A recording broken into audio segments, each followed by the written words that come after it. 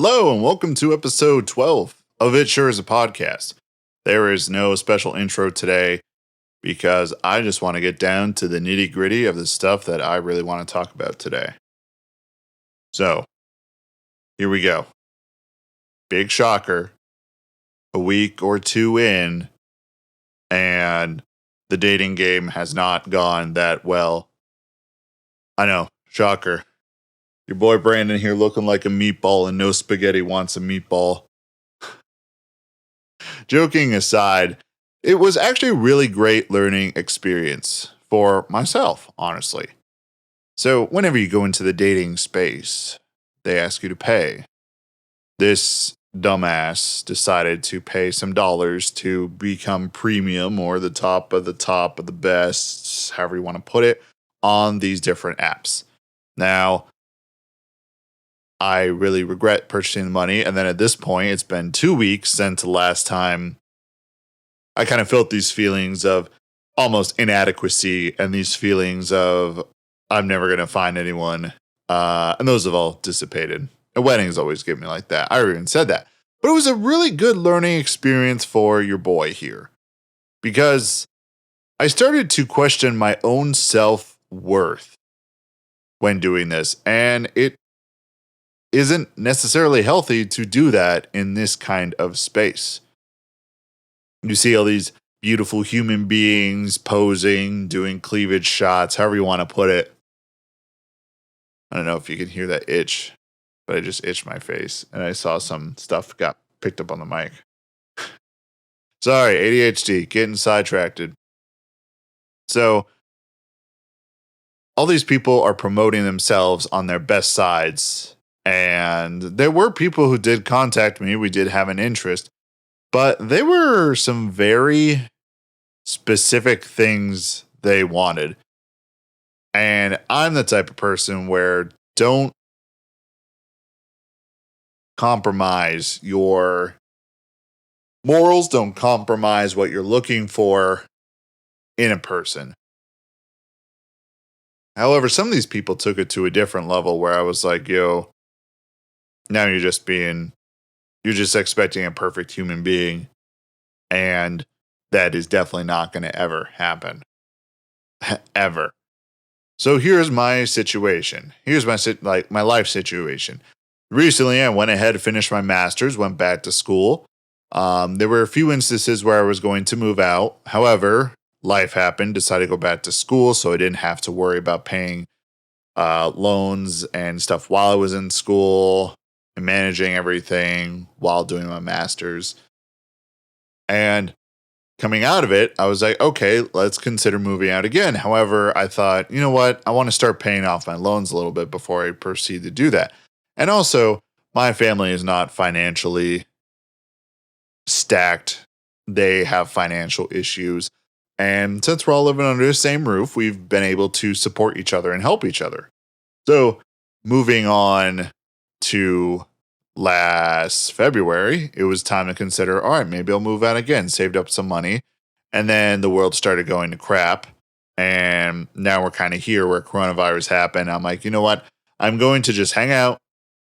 I'm going to pay off my loans. And during this time, the government was all wonky. And that is where my father works for a department related to the government. And they were all crazy and like not giving pay and all that stuff, shutting down. It's financially, we were all dependent on each other. So it became this, 3-person household where we all support each other, assist each other with bills and stuff like that.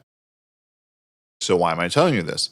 Well, talking to a few people, I am a very blunt, upfront, and honest person. I don't believe in any of that bull crap of dance around the point or being like, tee, I live with roommates, but it's my parents. And I even did that in one of the first episodes because I thought that would gain me something, but not really. Honestly, it's just very real circumstances.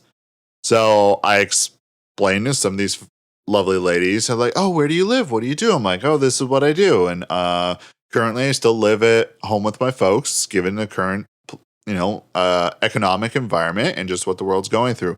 Literally after that, nothing. Heard nothing. I'm like, oh, These be some shallow bitches. So it ended up kind of working out like that every time. Now, what they didn't really ask after that was like, hey, I pay all my own bills. I financially support myself. The only thing I'm not paying is rent and utilities. Like everything else is on me. I get my own food. But once people get to that point, they're like, oh, you're not successful. And that just really kind of showed me how shallow a lot of people are. And this is kind of I don't know, like a double-sided topic whenever I point the finger making these, judgment calls, accusations, things I've experienced. I got 3 fingers pointing back at me. And I'm like, but at the same time, am I being like that judgmental towards them? I don't know. There was a period that I really kind of based my self-worth off of this. And then after a while, I just stopped checking. I would message a few people. They never messaged back, but they would I'd message them, but the profile would tell me, they looked at your profile 3 times. I'm like, I messaged you. I don't know what you want from me. But through this experience, I realized that I'm definitely not going to let any internet thought make me question my own self-worth. Because I'm a human being. I have wonderful qualities. I have terrible qualities. I have things to offer. I have things I probably shouldn't offer on the planet, like this podcast. But here we are. And it was a growing experience. I'm like, I had to experience it compared to someone telling me it. Like, I have self-worth. Yes, now's probably not the time to be able to get into a relationship like this. And that's fine. I got good stuff going on. I got things I want to pursue. Also, it's really going to be a difficult conversation if I do find anyone. They're like, what do you do? Well, I do this, but in the spare time I do a podcast. And also I pay a good amount of money to have an anime OP written for me for a side project I'm doing. And that's going to be just a tough conversation unless they're a big weeb. And I hope anyone, if you were able to, listen to that Break My Word by Glenn Tangent. I hope I'm saying that right. So good. So worth every penny I threw at that. I wanted just this obnoxiously over-the-top anime style opening for this little radio drama that I am doing, podcast drama, however you want to put it. And this kind of leads into my next topic, to close off the dating thing. Online dating sucks because everyone just wants a bone. And I'm the type of person where I'm more engaged with, I'd rather have a discussion and talk about and learn about a person, but they're just like, oh, I just want a bone. Oh, he looks like that. Yeah, bitch, get to know me. And maybe you'll realize that, oh man, he's actually a super cool guy and he has all these dreams and aspirations and he's not just some meathead Chad that has a big donger and just fucking everything. No, that's not the case. So we're off of that. We're leaving that in the past. Those dating apps, goodbye. See you later. My self-worth is not going to be judged by a bunch of thoughts on the internet. So moving on to what I was saying, which in the moment of talking right now, I completely forgot what I was saying. Oh, yes. Okay. That side project I'm doing, the Briar, I don't even know the whole title off the top of my head at the moment, which is bad. But this has kind of led me into a lot of world building and a lot of creation, which has just been great. And I'm going to throw it out there right now that the next podcast episode that comes onto this channel will not be anything like this.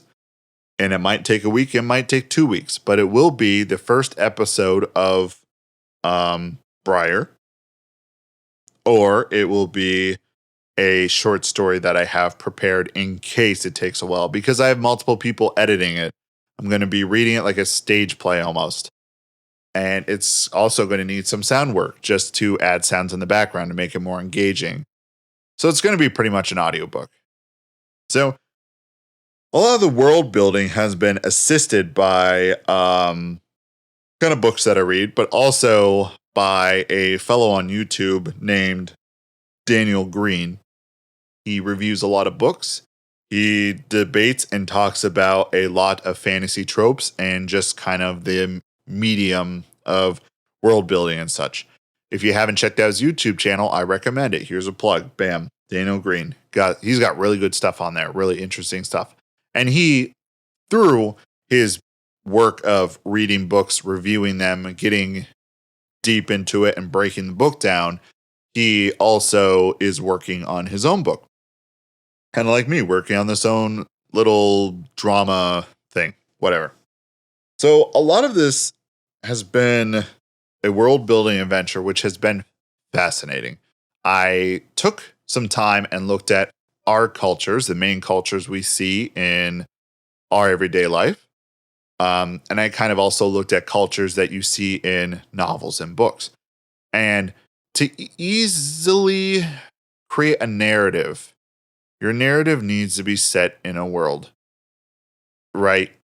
Your world might not even take part in the narrative. It might not be a save the world type of story. It just helps because creating a world that has rules, that has laws, that has logic, and I'm not talking about anything set up by any characters or people, just how your universe, how your created idea, how it works is going to help you be able to write out a better story.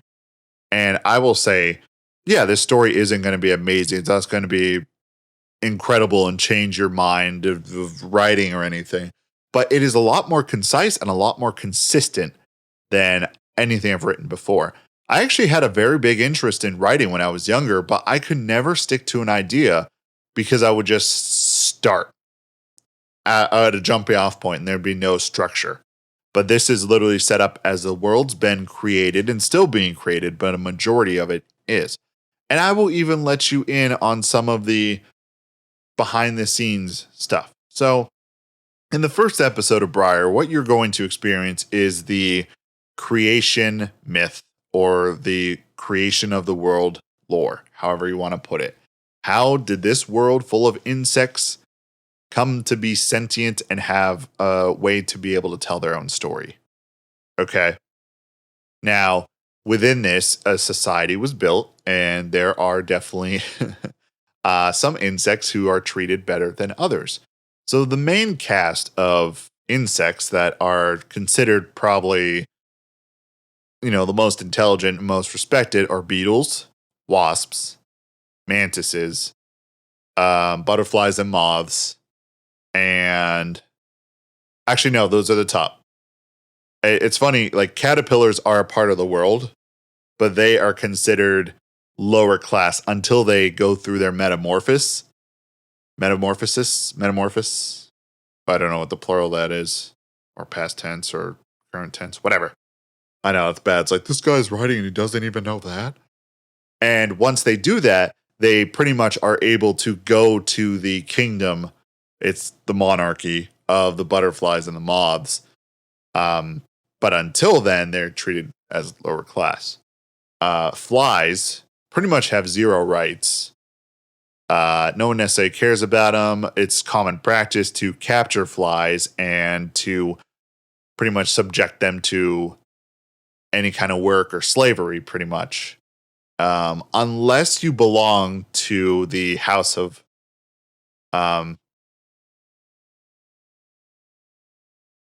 Flies. I'm sorry. I don't know why I blanked out on that. So the House of Flies is this borderline cosmic horror Cthulhu worshipping death cult that the flies have created. And there's a whole little narrative about that. And a lot of the first few episodes of Briar is going to set up the world and give you all this context in a story manner instead of me just spouting exposition at you. So if you do not belong to this church, then you're considered just fair game for whatever. And a lot of flies don't want to be a part of the church, but a lot of flies join it just so they are not subjugated to just being stolen and turned into slaves and no one's defending them. So in the world building, I really had to consider, okay, so since I started with the creation myth, that was the beginning point. What did these societies work like? Since insects, I'm are very different from our culture, but we can also relate it to our culture where you have different races and how they do things and how they believe in things are very different. And usually races of um, different cultures, different races, different ethnicities will stick together. They'll practice their customs, but also they will have prejudices and thoughts, negative thoughts towards other people of different races, different ethnicities.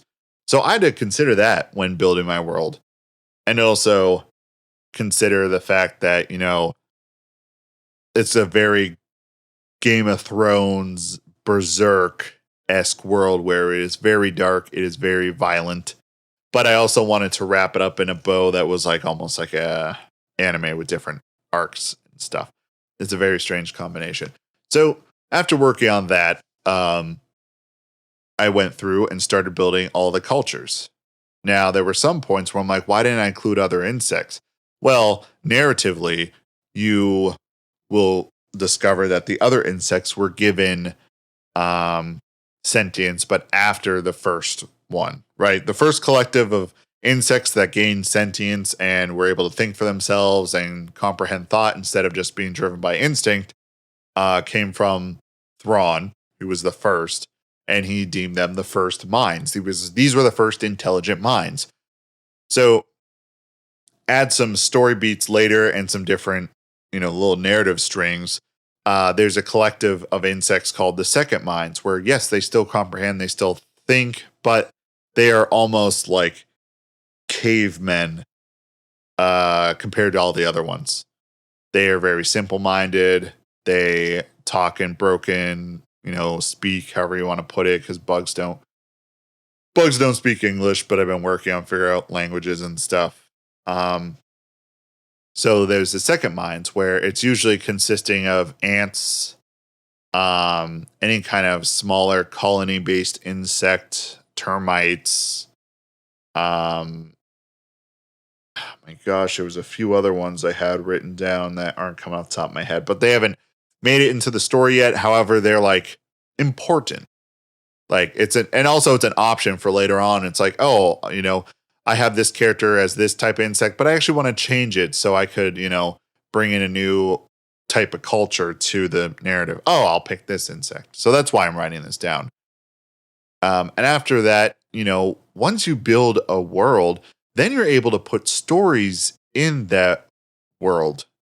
And this is very much lore building at this point, where it doesn't necessarily matter to your main narrative, but it's a world that was lived in. There was like a great battle here, or the reason that, all the for example, the House of Flies, the reason people come to them to have one of like their family members pass on through them is because the House of Flies, even though they're this murder death cult, they still really believe in reincarnation. And there's not necessarily an idea of an afterlife in this kingdom, the kingdom of Thulu.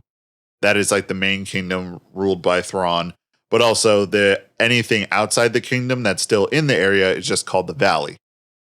So Kingdom of Thulu is any pretty much main city or very, I guess the word would have to be is just a civilized collection of people in a city.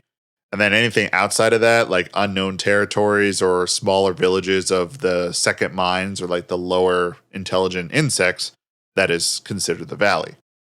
So there are those two places. Well, in this world, insects don't necessarily have an ideal or a thought regarding the afterlife, and they really consider this, reincarnation the best way for it to happen. However, the process of the reincarnation is brutal, gross, and disgusting, like flies are, which that's the reason flies keep it very much a secret, just because they know that no one would accept it as easily if they witness what happened to their poor dead family members. And this information was given to the flies by pretty much their earthworms. And a lot of them called them like the elder bugs or the elder gods. I have to check up because elder bug, that might be a word from Hollow Knight, and I just necessarily don't want to steal from. So that might be a thing. But they're just earthworms, and they've gained this knowledge of this reincarnation in this dark world because they've feasted on the colossi since time began. And what that means is just these worms just been eating dirt that, whenever someone dies and their casket falls apart and they start rotting into the dirt and become part of it, like all that stuff.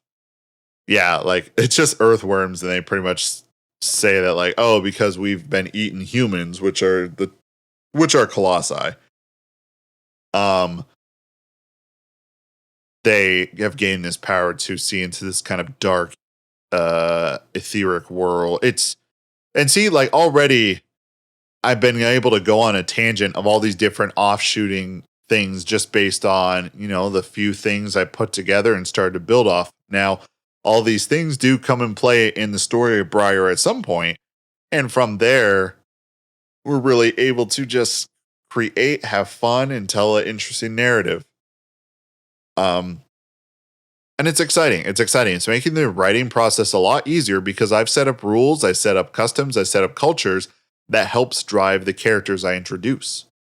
In one of the first episodes that really focuses on Briar, he has this encounter with these 4 groups of mantises. Or is it manti? I don't know. The plural for this boggles my mind. And there's like 2 different perspectives on it for stuff like that, like octopi, octopodes, whatever. Moving on. And he has this encounter with them, and they captured some flies. And since he's a mercenary, he's like, hey, I came here to get these flies. That's my job. Can I have them? They're like, no, we're going to kill you. A fight breaks out, and, he ends up severing the claws of a mantis. And the mantis is demanding and begging him to kill him. No, I'm sorry. The mantis is begging them to kill her. It's a girl. That's right. I had to change that.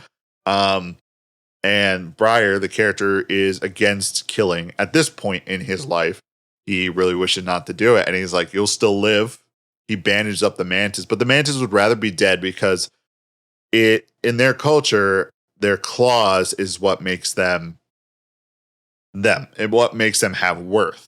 So I had to consider that. I needed to bring something in that, he didn't kill them, yes, but he removed the claws, so it necessarily couldn't hurt anyone.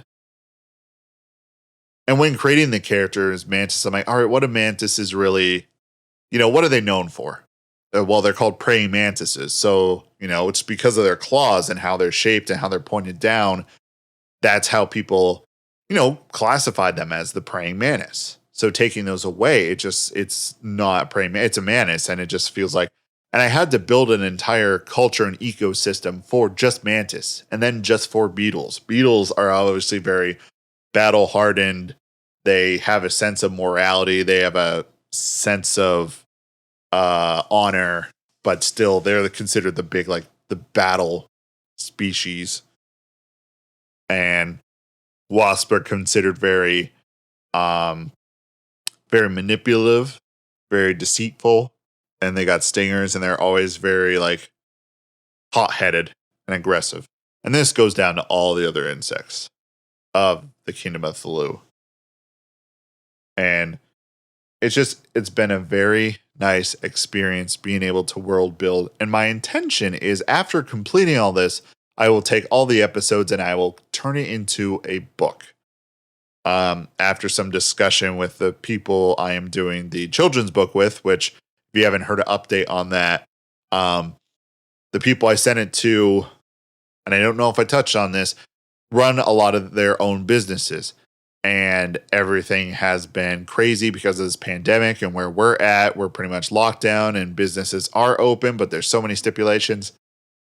So I understand that they are working through that, and I understand that they need time to figure that stuff out. I totally get it. I'm not holding that grudge anymore. It's done. It's handed to them. When they get to it, they get to it. But I talked to them about publishing, and I actually had a friend who published a coloring book, a series of coloring books, and I will actually have the links for those in the description here on the podcast site. And once we get YouTube videos back up and running, which should be happening soon, like it'll just happen where they all just show up at once. You're like, oh crap, 3 episodes all at once. I'm like, I got you.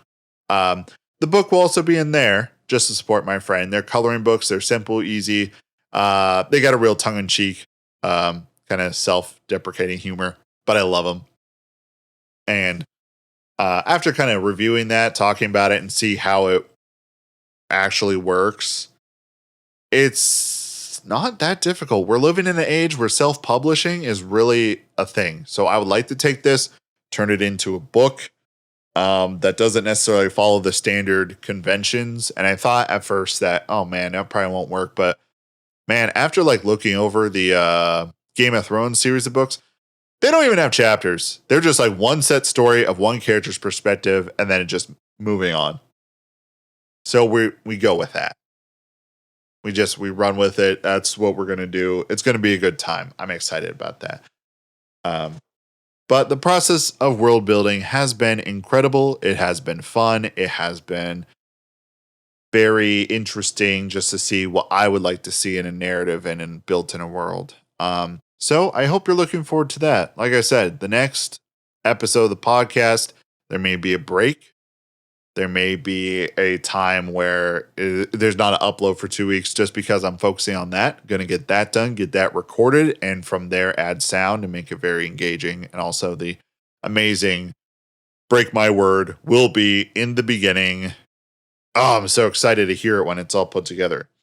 So kind of bouncing back to a point I had, leaving the world building topic because I don't want to give too much away. I just kind of wanted to inspire and give some ideas for you if you're world building and trying to create something and you're like, I don't know how to put this together. How would I put this? You know, that's my process. And I'm still learning too. There's no good things. YouTube. YouTube has been a very interesting place. YouTube is really focused on trends, and whenever you how do I put it? Whenever you work on YouTube, whenever you're a part of it, you always follow a trend so you can get viewership because that's your full-time job. However, YouTube standards are practically nonsensical. They never follow through on anything, and it's a terrible platform, but it's the only platform that's out there.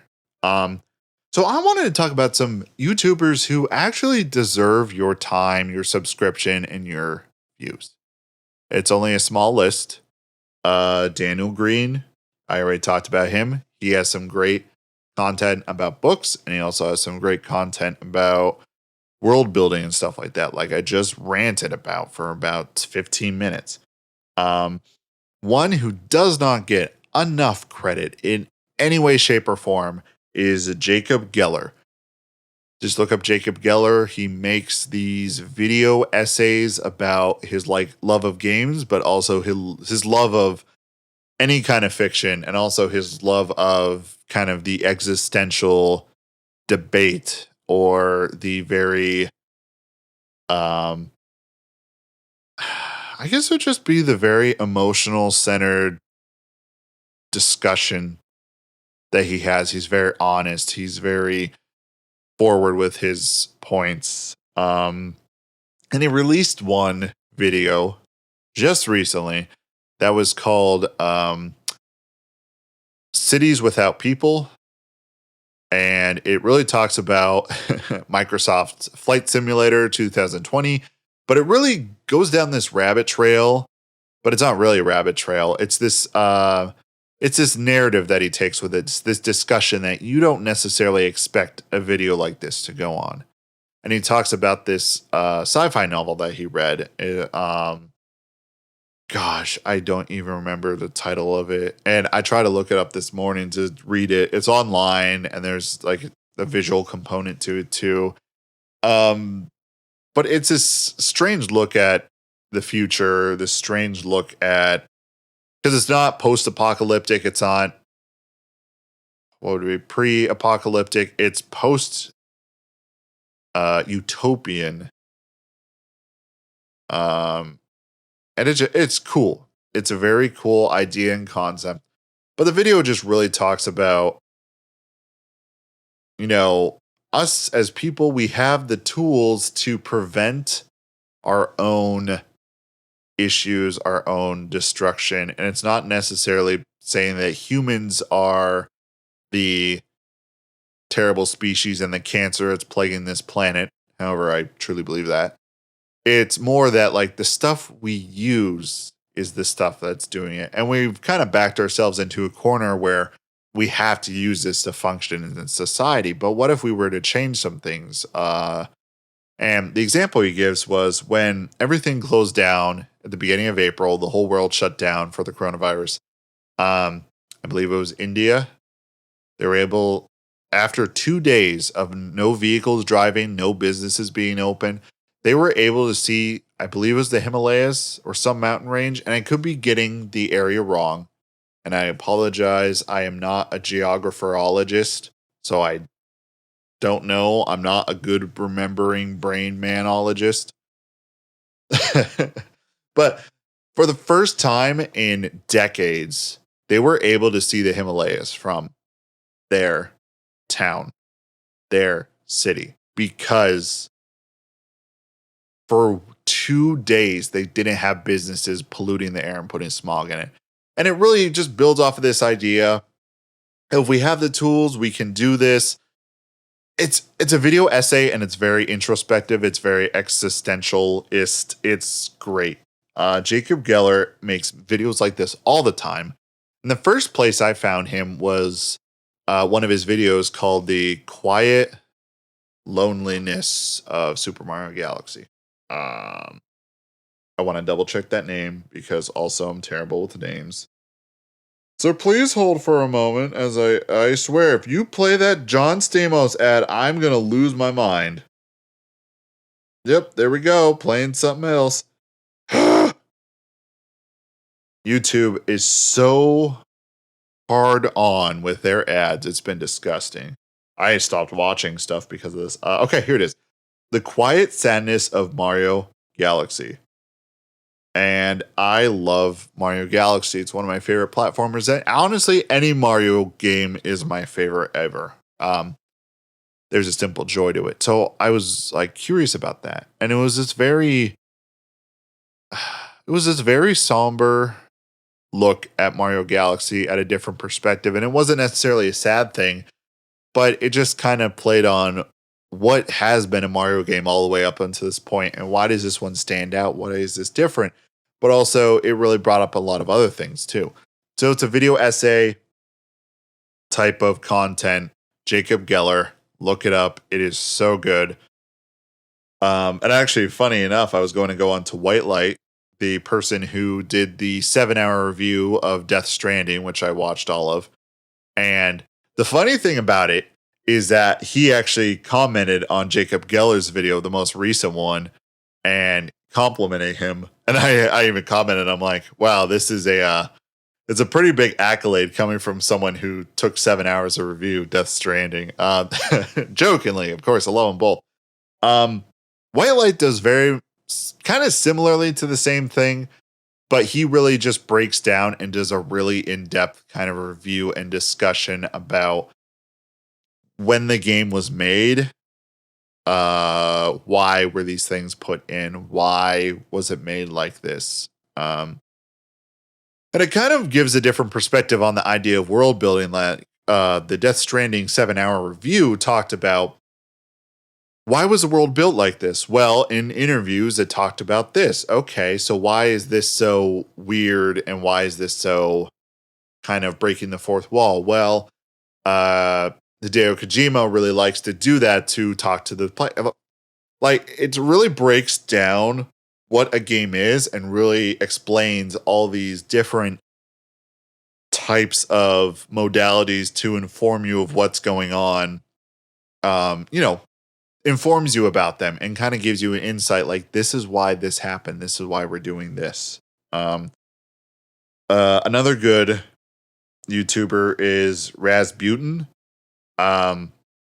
He does videos kind of in between White Light and Jacob Geller, where they have a tongue-in-cheek kind of humor to them, but they really kind of have more introspective ideas on games. One I just recently watched was he was wishing that he could replay and re-experience the games that he's really loved in the past.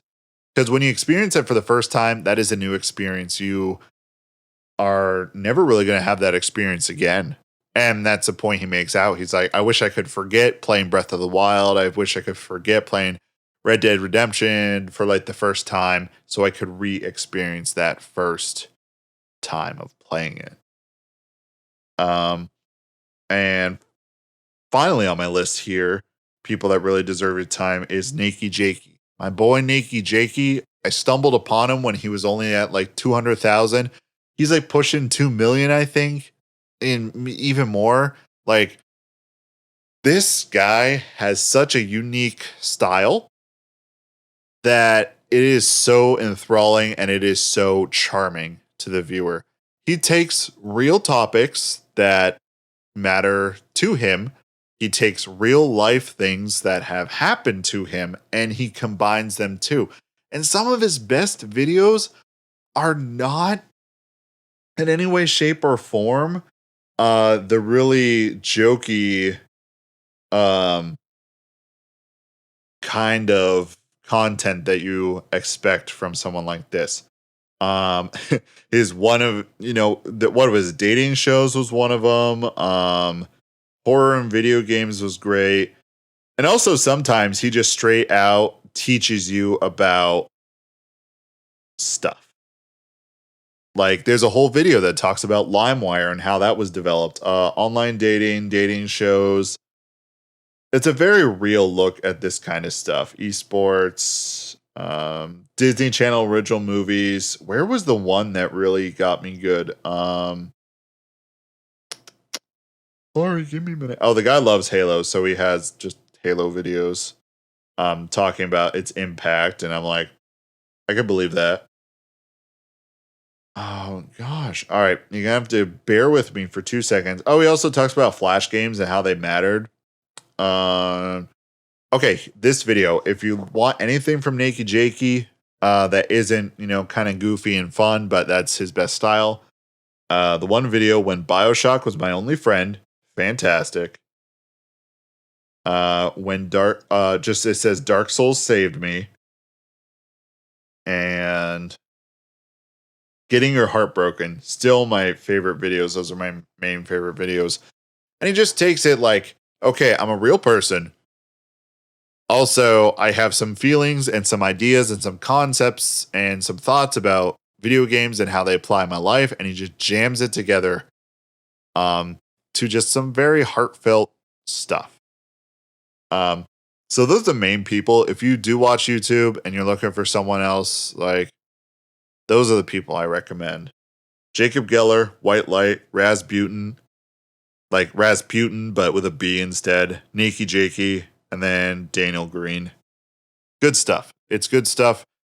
People are out there trying to make stuff like this, and this is good quality stuff, and it gets just steamrolled over by the piles of shit that is PewDiePie and Game Grumps and all that kind of stuff. Right? Just the trendy meme culture, and they do their own thing, and they are aware of, the predicament they kind of put themselves in by doing that. Damn it. I had a good segue for this, and then I ended up talking about all my topics out of order. Shoot. Oh, well. It's no big deal. The last thing I wanted to touch on was a collection of games that have been really just eating away at my time, eating away at me, which has really been free to play games. I know some people hearing that are going to lose their minds, but man, some of these free to play games are getting so much right. And I always like the idea of content coming down the pipeline and big significant changes happening based on player feedback. And the title I'm talking about is Dauntless. If you don't know what Dauntless is, it's Monster Hunter, but free to play. And I actually think a lot more accessible in a lot of ways. And if you don't know what Monster Hunter is, the goal of the game is to hunt monsters. So they're like big dinosaur looking things. They're big creatures, but they just call them monsters. So there's big monsters and you hunt them. Okay, hard to believe. But when you know, efficiently and effectively hunt the creature and kill it, you collect its bits of its body. You get tails, claws, horns, and then you build weapons out of that to increase your pretty much your standing. Not your standing. Wow, I'm starting to just phase out here. I'm recording this super late. No, you're starting to increase your power level. That's what I meant to talk about. So you increase your power level, you do the same with armor, and then you just keep hunting more monsters. A lot of people love that grind. My issue with it was there was a lot to it that felt like extra steps. It didn't feel like it added to it. Dauntless has taken those extra steps out, and it's very simple. Now, it's a 3 to play, so you just kind of hop in, you find a hunt. There's no convoluted system to get into a hunt, which I always found Monster Hunter had. Like, you had to queue up the mission, then you had to say, I'm in a lobby. Who wants to be with me? You can have it public, but then you have to select the region. It's a pain in the ass. Dauntless, it just, all right, searching for a game, putting you in a lobby. All right, 4 other people want to do this one. All right, boom, let's go. That's it. That's all it is. And it's simplified. And then there's this component where you can get craftable materials in the outside. For Monster Hunter, you get materials and you can gather stuff to make potions or to add to your weapons. Yeah, that's great. But the amount of time you had to really go scouring for them and looking for them.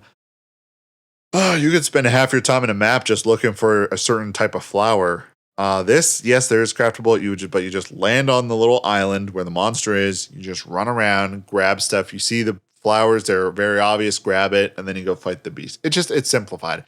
I'm not really saying it's better because people really like that actual hunting and gathering gameplay of Monster Hunter. I'm just saying it's better for me. And I have already put 30 hours into this game, and I have started playing 3 days ago. That's bad. So much time has been put into it already.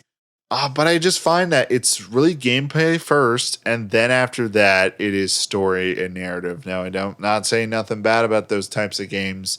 It's just not for me. The other game I've been really put my time into, and I'm approaching 200 hours plus, and it is Warframe with their new update. It's good. I actually got to a point where I leveled my Warframe up enough. I started to finally understand after 175 hours of playing, I understand how mods kind of work.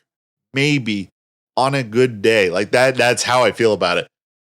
And just looking at that, I kind of understand how they work. So I am more inclined to be playing because I'm starting to understand stuff. But their new open world is so cool. I did a review of Heart of Deimos, and it just keeps getting better and better. And I think what I like about the free-to-play games is that when an update comes out, every update is like an expansion pack for older computer games, because the game could radically change. It could be one thing one day, and then the next day, completely different. And it's just exciting to see the new stuff. And Warframe has had so much added to it. Dauntless even though I am brand new, Dauntless has had so much added to the game. So much. It's a ridiculous amount. And I didn't even know this. And I had to look up some videos and just look up some Reddit discussions based on what did this game used to be compared to what it is now. And they hinted at, the developers hinted at that they're probably going to be adding an open world portion to it.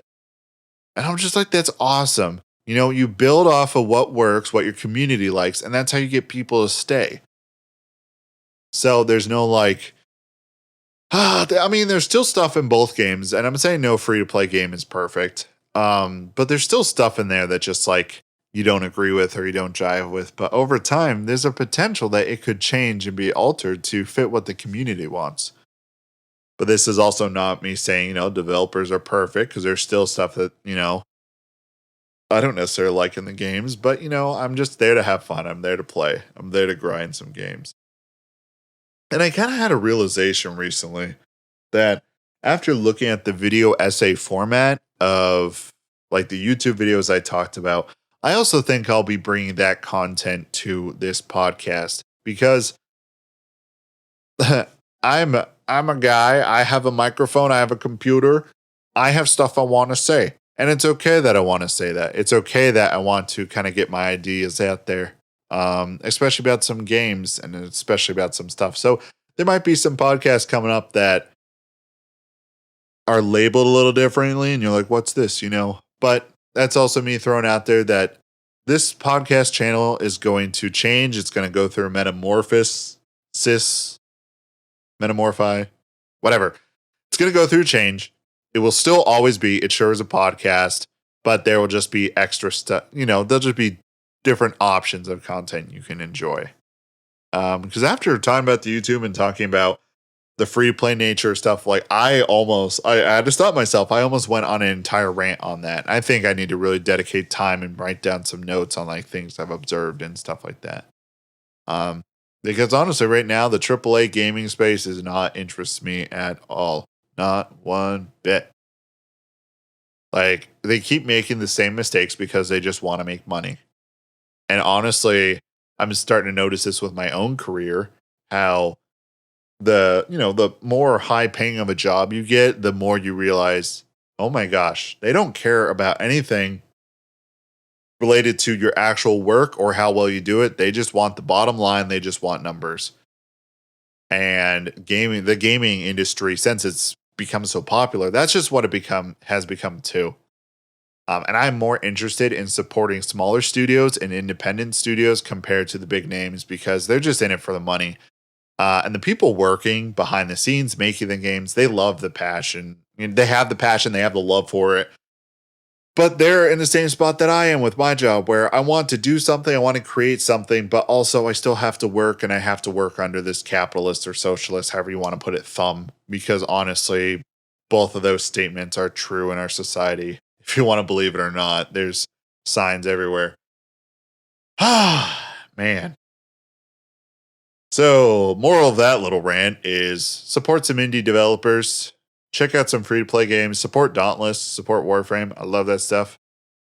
And I think here's one last rant I'll go on. A lot of people who've played these games a lot of people who have done content on it or review it or are involved in it are like upset with it and kind of moving on from it, which is great. But I feel they just got burnt out. Since, YouTube's based off of trends. You do a bunch of trends, you follow through with that, but also, following through with the trends, sometimes you get people who only do certain content and that's the only stuff they do. And when you only do certain content, you end up only playing one game, and that's not fun. At any given time, I have to be playing at least 4 or 5 different games just for me to stay sane. I can't stick to just one type of game. It's just the type of person I am. So if you kind of look it up and you have really negative opinions on it, just try the game out for yourself and see what opinion you formulate from it. Because I was always told to stay away from Warframe because all the videos I saw were people complaining how this is happening and their developers don't even know this. But once I played it, I'm like, I just actually enjoy this, And neither studio does anything so horrific that makes me not want to support the product, but that could change. I usually don't roll that way, but sometimes like Blizzard a while back and Activision doing some of their shady things, I'm like, I don't want to support that. Not one bit. And I ranted a lot today. I'm glad you guys listened. I'm glad everyone comes here and supports. I'm glad I got listeners all over the world because on the app I use, I can see where you're downloading from, just a general area. But I appreciate you. Glad you're tuning in every week. Next week, it's going to be the first episode of Briar. And if it's not next week, it'll be whenever it comes out. But until then, be sure to hit up the Twitter. The It Sure Is a Podcast Twitter page. I'm pretty sure the podcast. No, I'm sorry, I'm getting my words mixed up now. And dang, it's always at the end of whenever I'm done recording, like I start to get the sniffles and start to get a stuffy nose. Just because my sinus is down here in my basement. There's probably mold somewhere and I'm probably dying. Yeah, it sure is a podcast nerd stuff. Or if you just want to type in the actual just at sure_podcast. That's where I'll update everything. I'll say, hey, there's progress on this or there isn't. And also be sure to hit up the YouTube channel just in case, I don't know, you want to put it on the background while you're listening to YouTube or something. Okay. All you balls. That's almost what I said. Wow. I need to stop. Everyone, stay safe. I love you all. Take care. Be sure you go out there and say some nice things about Dauntless and go play it. Bye. I love you.